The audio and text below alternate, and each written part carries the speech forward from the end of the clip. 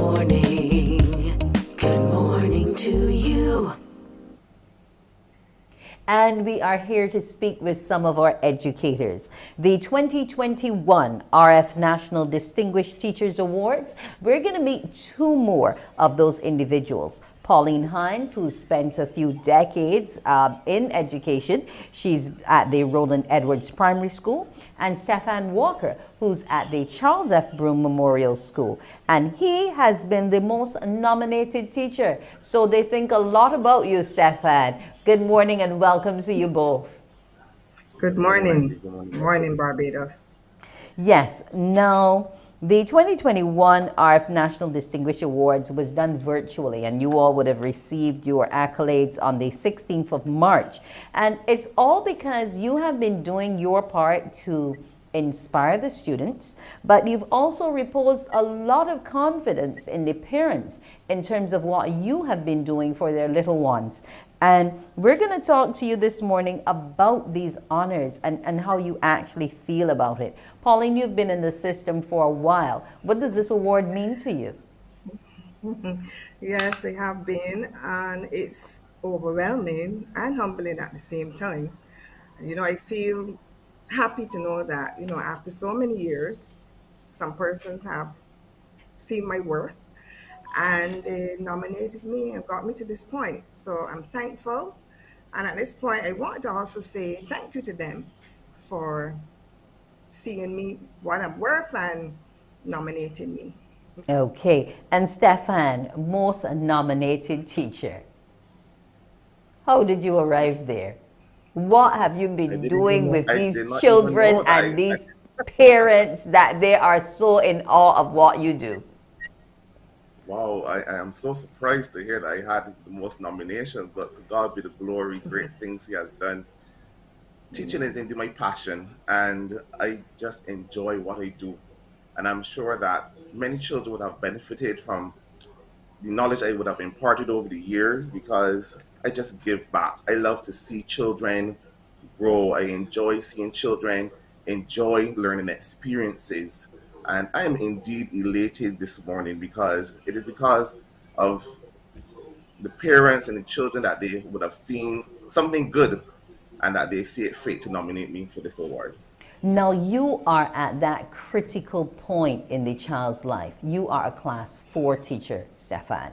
And I understand that alongside teaching the children and ensuring that they have all the necessary tuition, you've also been teaching the parents to ensure that they are familiar with the concepts and the new ways of doing the things that are being done in the classroom. Tell me how you came about with that to ensure, that they can be part of the process in understanding what their children are doing. I recognize the importance of having persons on board, and this is something that I would have learned from my mentor, Mrs. Margaret Thompson, because she always believed that parents need to be on board with what you're doing as an educator. And from watching her do her things and having parent empowerment sessions, I thought it fitting that I should implement such within our system. I recognize that I cannot run this race alone. I always keep telling educators, you must have parents, supportive parents on board to help you along this race. So along my journey, I try to get parents to understand the need to work with their children, understand what is happening within the classroom, look into books. I make myself accessible because I want them to feel comfortable. I often say to parents, you can reach out, you can ask questions, you can call me. Because we as teachers, we have this expectation that, yes, we may send home a book or we may teach a concept at school and think that parents can just readily jump and help a child. But very often parents will say to you, I don't know this new way of teaching mathematics. I know about borrow and pay back. The answers are in the passage. And you have to help them understand that things have changed over time. So when I see it fit, I try to empower my parents through workshops. I teach them how to help the children at home, and it has been, you get good feedback. It has been a wonderful experience. Okay. Now, Pauline, a lot of what he's saying, you two would have been doing, but you have been critical for a number of these little ones through the pandemic? Because not only have you been teaching them online, but your concern has been with their mental state. And a lot of the things that you used to do in the classroom in terms of interacting with them through the songs and the poetry, you kept that going as well. Yes, please. Yes, please. Because I found that, when we locked down on mornings, most times the children, they'll be kind of nervous, not talking to me and so on. So I will have some devotion in the morning. And at that point, the children will want to sing, they will want to tell me something that happened. So I never stopped them from doing it. I would encourage them to speak up to make them comfortable, provide a comfortable setting for them before we can start the day's proceedings. And I found it worked well, and then the children would settle and we will get on with the business of the work that we had planned for the day. Okay. Now, in terms of the commendations that were given to you, we had a situation where a parent not only spoke of how you helped her little one to fit in, but the fact that you had taught her siblings as well, her younger siblings, and they too had lots of great things to say about Mrs. Hinds. In terms of education and from where you started to now, what are some of the pluses that you've seen, and what are some of the challenges that you would want addressed? Well, the pluses for me would be when I see the child move from A to B. Sometimes we get children and they don't all learn at the same pace. So we have to make provisions for them to, to get to the point that we want them to get to. So sometimes we have to adjust our teaching strategies, adjust certain things to get the children to understand the concepts, whether it's one-on-one teaching or, giving them that individual attention. So we need, and then in the school, sometimes we find we don't have enough resources to help the children, along with the things that we want them to do. So getting the resources to work with the children is one of the key things that I would like to see in the school, so that we can, get the children to be to achieve what we would expect them to by a certain age. And of course, there are Okay. some children who we try with them and we do the best that we can, and then sometimes we find that we might still have to refer them for other interventions to get them to the point we want them to be at. Okay, and same question to you, Stephan. What are some of the pluses and some of the challenges? For me, I would say technology. The plus in technology is that you can help enhance the learning experiences for our children and help to heighten their knowledge. However, I have seen that the technology too have caused children to be very distracted. Too often you have to be addressing this issue of children not staying focused. They're spending too much time on social media. They're getting caught up with all the various platforms where they can communicate with their friends, so I find that at times I have to help children to stay focused. I keep ringing in their ears. You have to make sacrifices. You have to understand the importance of managing your time wisely. So I find that oftentimes our children are becoming too caught up with the WhatsApp and the Twitter and the TikTok that they do not find the time to read or to extend their knowledge, to watch the news. I find oftentimes that our children are not coming to the classroom with experiences that they can add to a particular lesson. That's interesting, and I'm not sure if you still do it, but I remember when we had essays to write, it would be things like what I did this weekend, my last vacation, my last family vacation, things like that.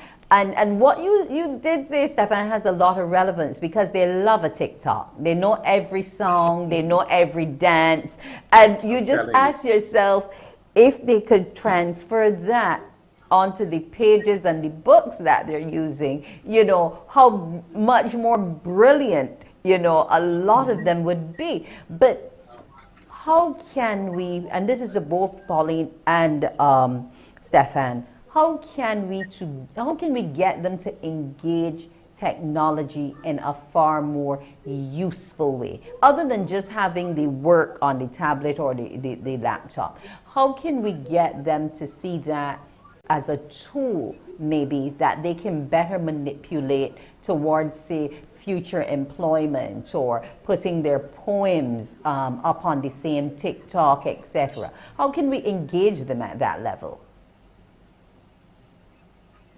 Once Well, again, for Go ahead, you go, Pauline. go ahead. Pauline. Well, for me, teaching, I normally teach infants now. So for me, I try to get the children to understand that, because sometimes you ask them, what did you do over the weekend? I watched my tablet. So I would ask them, so what did you watch on your tablet? They would tell me a movie.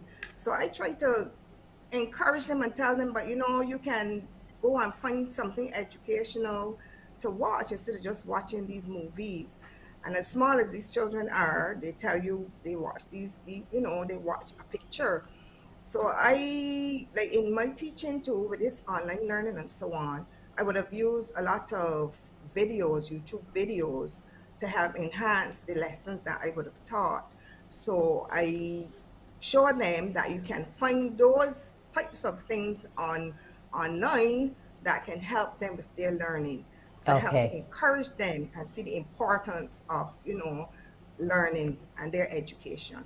And you, Stefan? Well, I need to be honest, it has to be guided. It has to be guided by teachers, it has to be guided by parents. And again, these empowerment sessions will help parents and teachers to see why it is important to help our children to understand the benefits of the technology. Oftentimes, they just have the device in their hands and they just do what they want to do. But we have to give questions. We have to throw a research project. We have to tell them over the over the night they want you to look at X, Y, Z, and that's the only way that you really get them to stay in touch with what is happening. Okay, but you see, I mean, and things like the library, because COVID has blocked a lot of the interaction that we were accustomed to. I remember a trip to the library used to be something I looked forward to, and the librarian would have to remind me it's only 3 books per person. You don't get that with children anymore. What can we do to bring back that love for reading? That's the foundation. That's where my passion lies because I have seen the shift. Oftentimes, you come to the classroom and you pose a question, and our children are staring back at you like, "What are you talking about, Mr. Walker?" And Yes. I'm Yes. like, y'all living in Barbados? We're- Yes. because I'm so lost to see that our children are out of touch. So sometimes I always, No, no, always no. say, They're not fully out of touch. They're out of touch with what is happening on the ground, but they are very in their true. own little universe and they are fully in Yes. touch with that. Make Yes. no You are mistake. correct. They know every character in every cartoon, whether it be anime, whether it be the regular cartoons, whatever. And that is their whole little universe. And I'm just saying, find a way to get them to translate that and that passion onto their pages in the classroom. It is true. I have found that they now have a joy in debating. So I'm going to channel that energy into discussing things happening locally, regionally, and help them to do some research. I found that they now have a love for getting up and talking. While we were having elections back in January, I had a little elections in my class, and I saw talent coming out, and they wanted to speak on issues, and so I saw that there's talent there. So I said, you see me, let me run with this and hope that I can get them re-energized and excited about Yeah, use that as discovery, the get them bridge. into research, into Okay. public speaking. Yes. All righty. And Pauline, how? It has been great having both of you on this morning. Stephan Walker of the Charles F. Broome Memorial School and Pauline Hinds of Roland Edwards Primary School. Congratulations to you both, and we will get to see some more RF National Distinguished Teachers. Congratulations once again, and have a wonderful morning. You too, Wendy. Thank Thank you. you so much. And the same to you, Randy. Thank you. Bless you. Bye.